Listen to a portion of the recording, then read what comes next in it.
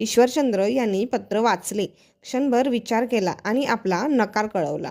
त्यांनी लिहिले की तुम्हाला व्याकरण शिकवणाऱ्या अध्यापकाची आवश्यकता आहे.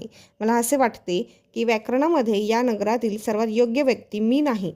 या संदर्भात खरे विद्वान माझे मित्र तारक वाचस्पती हे आहेत.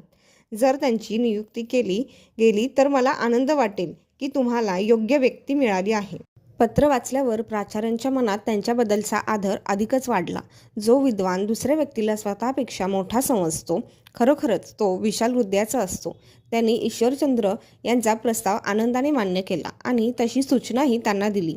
हे कळल्यावर ईश्वरचंद्र यांना मनापासून आनंद झाला.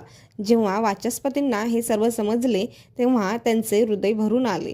आपल्या मित्राला मिठी मारून ते म्हणाले, ईश्वरचंद्र, तुझ्याकडे पाहिल्यावर मला अभिमान वाटतो की आजही जगात इतकी नम्र, विद्वान आणि परोपकारी माणसं आहेत. खरंच जो दुसऱ्याला श्रेष्ठ समजतो तोच खरा श्रेष्ठ असतो. सात संगतजी, प्रेमाने बोला. धन निरंकार.